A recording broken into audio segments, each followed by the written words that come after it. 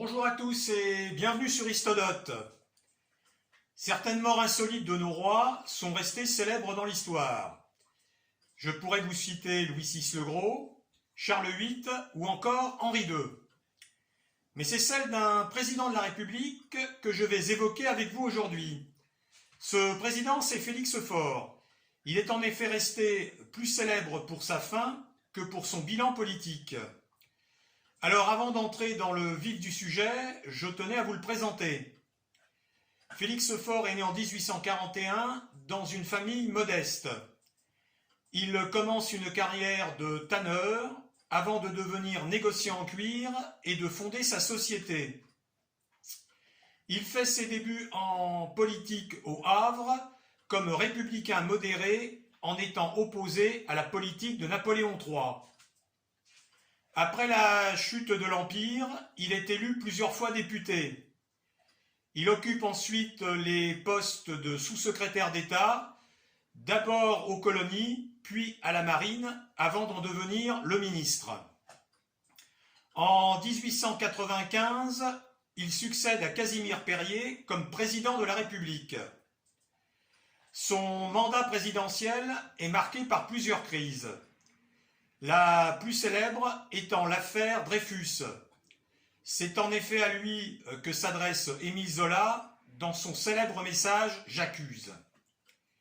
Il y a aussi l'affaire de Fachoda, une rivalité coloniale entre la France et l'Angleterre qui faillit déboucher sur une guerre. On peut compter aussi sur certains partis d'extrême droite qui viennent semer le trouble dans la vie politique. En 1897, il commande une toile officielle auprès du peintre Adolphe Steinel. Par la même occasion, il fait connaissance de sa femme Marguerite, épouse peu farouche puisqu'elle devient rapidement sa maîtresse. Il se retrouve d'ailleurs régulièrement au Salon Bleu, à l'Élysée. Oui, à cette époque, pas besoin de scooter. En ce 16 février 1899, ils ont rendez-vous à 17h. Mais le président est en retard. Il reçoit en effet l'archevêque de Paris et le prince Albert Ier de Monaco qui sont venus plaider la cause de Dreyfus pour la révision de son procès.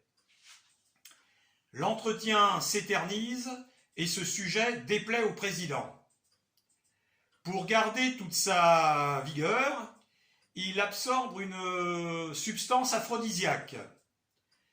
Il finit tout de même par la rejoindre. Mais, quelques minutes plus tard, un huissier entend un cri.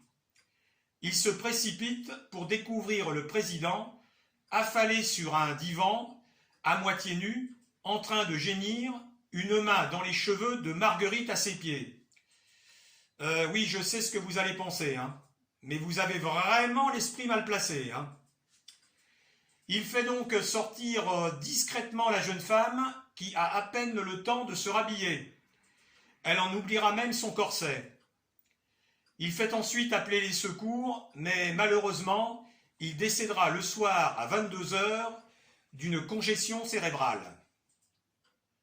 Les journaux de l'époque s'empareront de l'affaire et la tourneront en dérision. La rumeur prétend que Marguerite, surnommée pompe funèbre, aurait provoqué la mort du président par cette pratique. Même si on ne peut douter des qualités de Marguerite, il semblerait que cet AVC soit lié à plusieurs facteurs. Tout d'abord, le fait que le président souffrait de tachycardie. L'effet, effectivement, de cette substance aphrodisiaque, mais aussi peut-être le stress de l'affaire Dreyfus. Même ces obsèques seront perturbées par les jeunesses patriotes qui tenteront de prendre le palais présidentiel d'assaut. Tiens, c'est marrant, ça me dit quelque chose. Bon. Quant à Marguerite, elle fera parler encore d'elle quelques années plus tard dans une affaire criminelle.